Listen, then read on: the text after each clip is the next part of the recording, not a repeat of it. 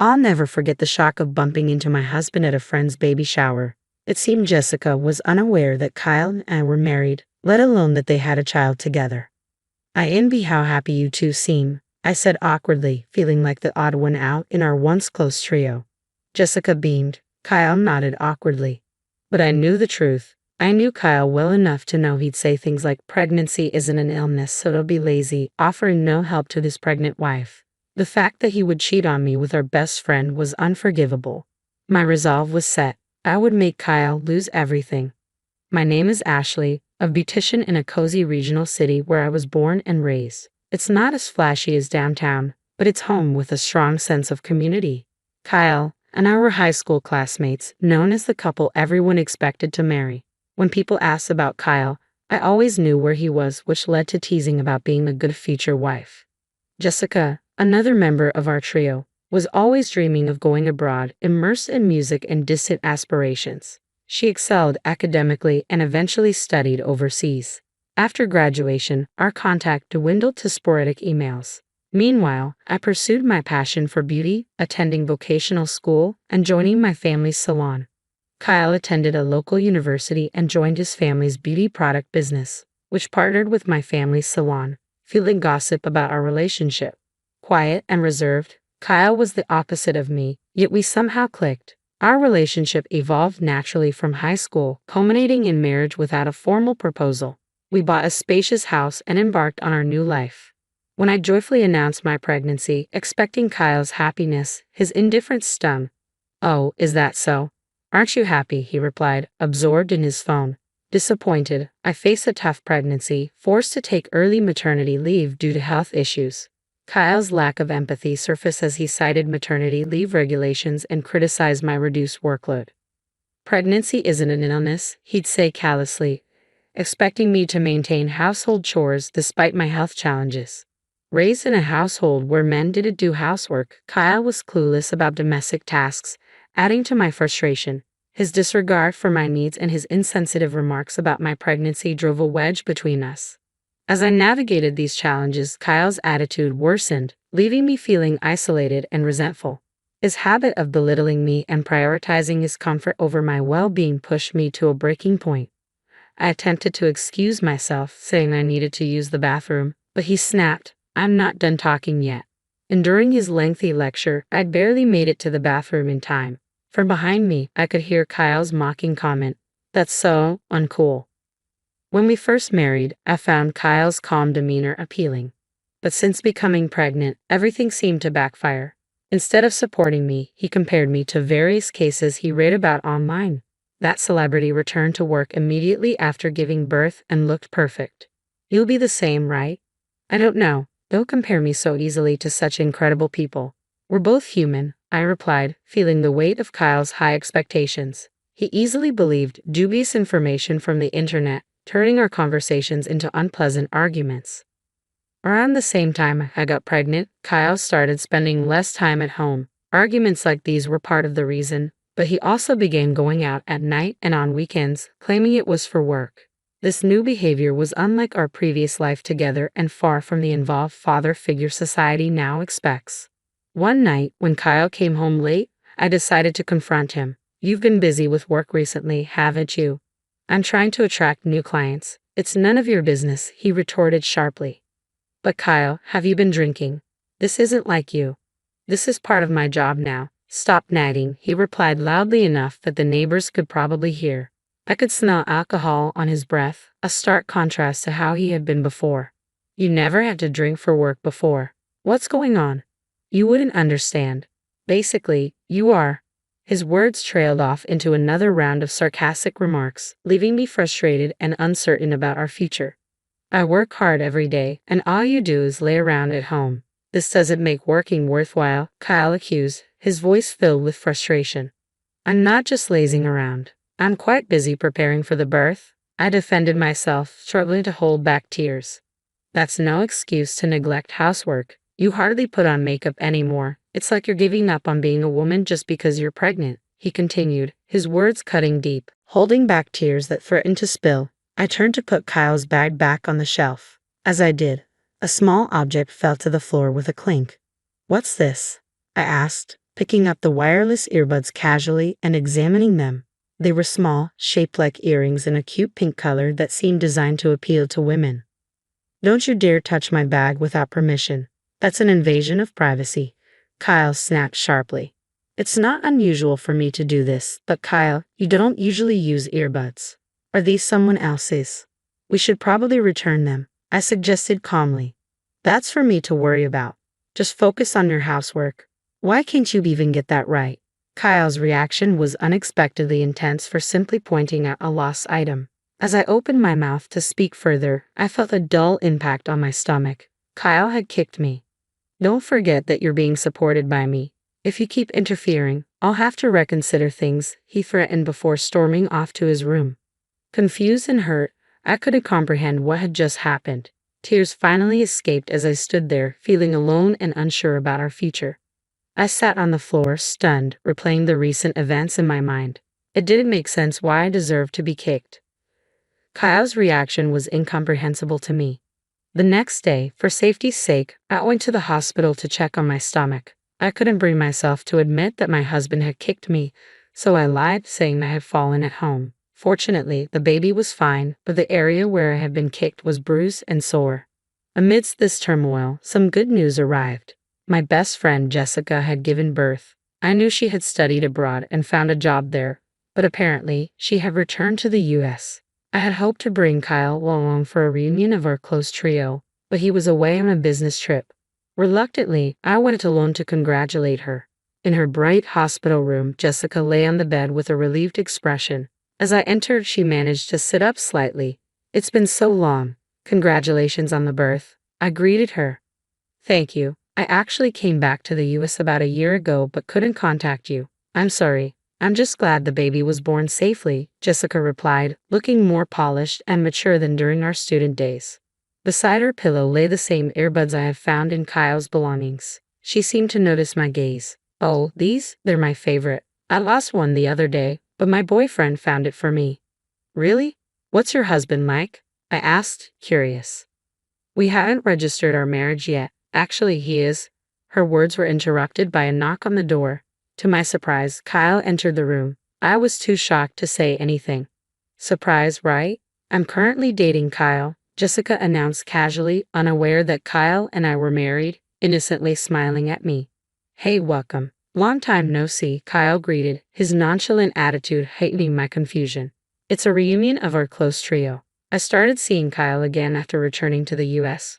We're planning to get married, but we've been busy with paperwork. I see. Actually, as you can see, I'm pregnant too, I replied calmly, feeling overwhelmed but determined to protect myself and my child. I pondered the best way to handle the situation. I must protect this child and myself, I reminded myself. My husband is away on business now. I really wanted to bring him today, but I couldn't, I added, feeling a pang of regret.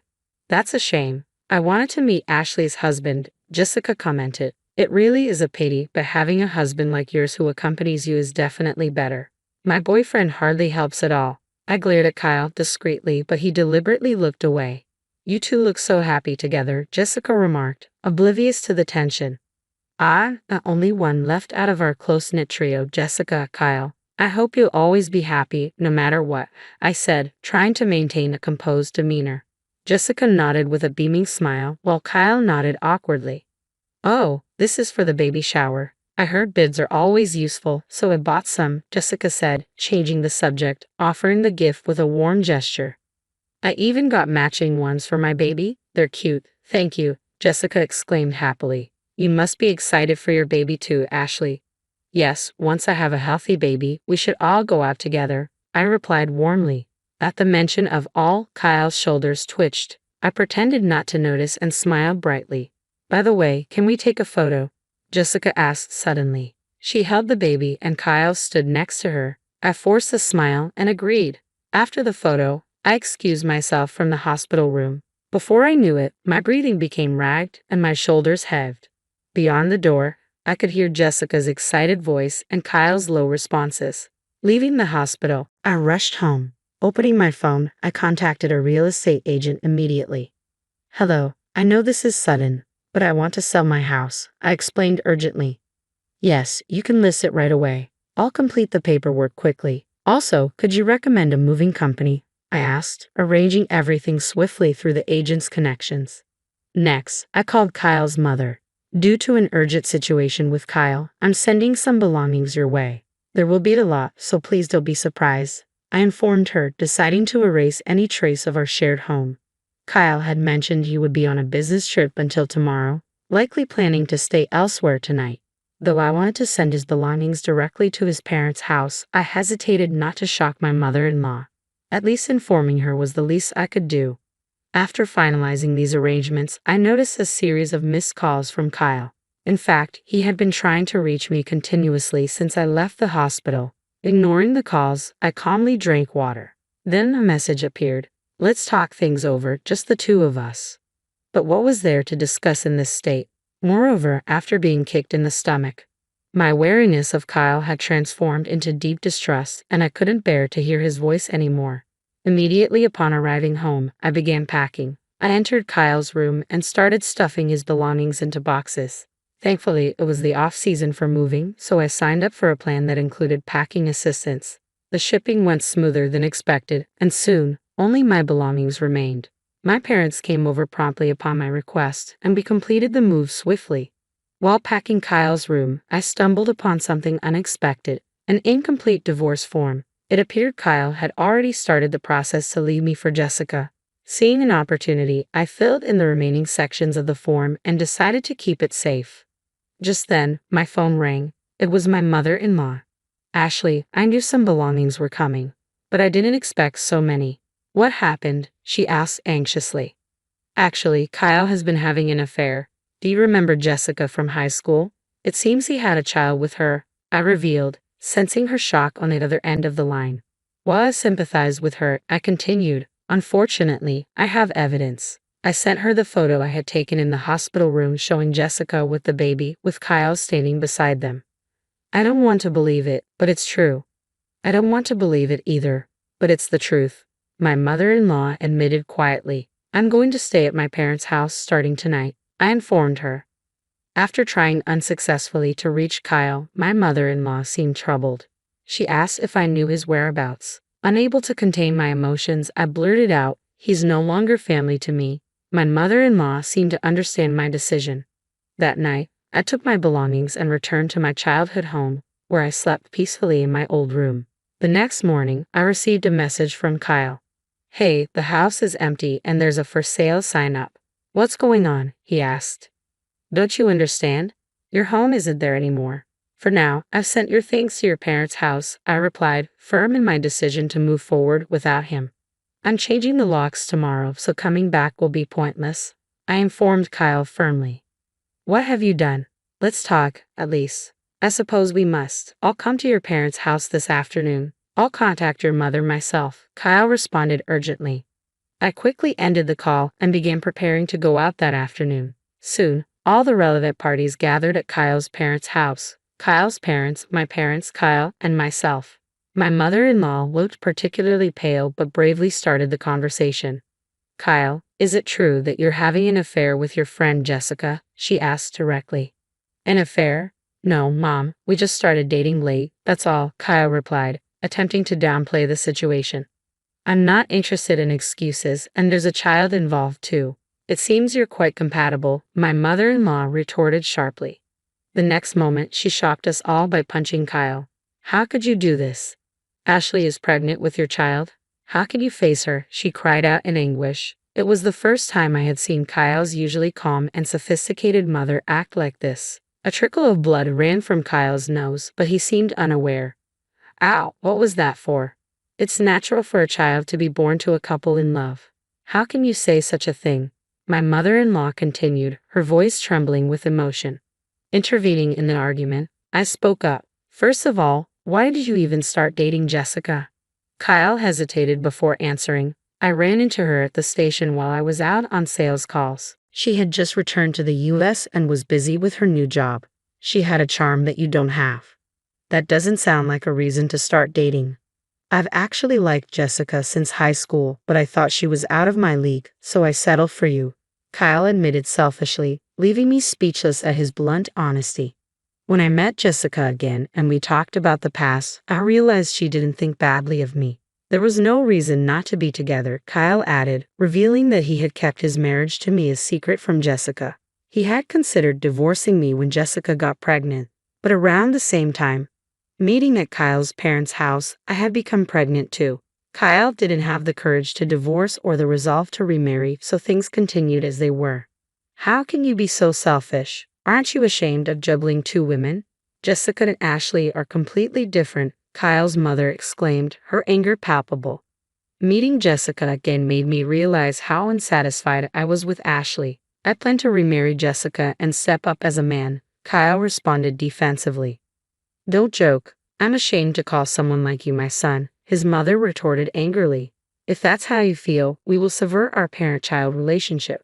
You're fired from the company too. From now on, live on your own. I don't care. I wondered silently. Kyle had always worked in our small family business. Would he be able to handle a different job? You don't understand anything. The only reason you could work until now was thanks to Ashley's beauty salon, his mother accused. Ashley's salon? That small country shop didn't have much to do with my performance, Kyle argued defensively. The only reason you managed to get any results was because Ashley's salon was promoting our products, you ungrateful person. His father interjected, his disappointment evident. They had been silently listening to the conversation until now. They declared regretfully that they would stop doing business with Kyle's company. It can't be helped. I'll start a new business. I'm still young, and if I study, I can do anything. Jessica will return to work soon after giving birth, so our new life will be secure, Kyle muttered into his smartphone. So he says. Suddenly Jessica's voice loudly exclaimed over the speaker. I had been connected to Jessica via a video call from the beginning of the meeting. Are you stupid? If I had known you were married to Ashley, I would never have dated you. I can't believe I ended up betraying Ashley too. Jessica continued, her disappointment and frustration evident. Your lack of foresight in this conversation is astonishing. Frankly, you have no talent as a business person, Jessica concluded, her tone cutting and final. I contacted Ashley and decided to join the discussion. I'm glad I listened in. I never want to see you again. Wait, don't leave me. Why should I stay with someone as awful as you? Kyle pleaded desperately. I'll raise the baby on my own, but I'll be taking child support, Jessica declared firmly. Kyle seemed to realize there was no convincing her. He turned to me, his face stained with dried blood, and begged, Ashley, I was wrong. Forget everything and let's raise our child together. I refuse to continue a marriage with such a scoundrel. I can't forget the terrible things you've done, I replied coldly, recalling the shock of seeing Kyle in Jessica's hospital room. Don't be so stubborn. Aren't you supposed to be the kind one? Kyle looked at me desperately. Shaking my head slowly, I said, It's too convenient for you to come back to me just because things didn't work out with Jessica. But you'll have trouble raising the child on your own, won't you? I have a profession, and a father like you is more of a hindrance than a help. I'm not foolish enough to cling to a useless man. Having already discussed everything with my parents, who were fully supportive and had connections through their business, I presented the divorce papers I have found in Kyle's drawer. As you can see, I've prepared the divorce papers. All that's left is to submit them. Let's quickly settle the property division and child support. Wait, I have to pay Jessica, and now you too. Kyle's face fell as reality set in. Of course, I'm still your wife after all, but don't think you can neglect Jessica either. We have lawyers ready, I replied firmly. Kyle buried his face in his hands. Suddenly, I felt an unfamiliar pain in my abdomen. Ow, it hurts. At that moment, I realized I was going into labor. The meeting adjourned abruptly, and my parents rushed me to the hospital. Exhausted from the emotional turmoil of the meeting and childbirth, I collapsed into bed and slept deeply. Even when the nurses woke me, I was hardly aware. After being discharged, I returned to my parents' house with my baby. My mother, a discreet beautician, spread the word about Kyle's actions among her clients, primarily housewives. Her few words quickly spread throughout the town. Meanwhile, Kyle attempted to start an online sales company, underestimating the power of personal connections and relying on the internet. However, his abilities fell short compared to the strength of word of mouth. Unable to secure bank funding due to the rumors, his business failed to launch. Another blow came from Jessica, who had recorded the entire confrontation via video call. She edited Kyle's self-centered behavior into a short video and shared it with her high school classmates. As a result, Kyle lost all his friends and any remaining support. Left to fend for himself, Kyle was kicked out of his parents' house and ended up living in an internet cafe, depleting his savings. Struggling to find work and housing as an unemployed man with no fixed address, he eventually moved to a distant area. Kyle managed to find day labor but struggled with unfamiliar physical work. There was no mercy for him. I warned him that missing even one child support payment would lead to legal action for assaulting me while pregnant. The photos I took of my injuries and the medical records from the hospital visit would be substantial evidence.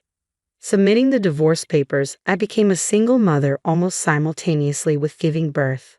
But I was not alone. I found a larger apartment and decided to live with Jessica. The four of us, Jessica, me, and our babies, started a new life together.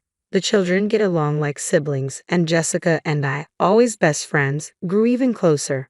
With Kyle out of the picture, we supported each other with childcare, making work and personal time manageable. We're planning to make our public debut together when the kids are a bit older. For now, we're enjoying this comfortable life.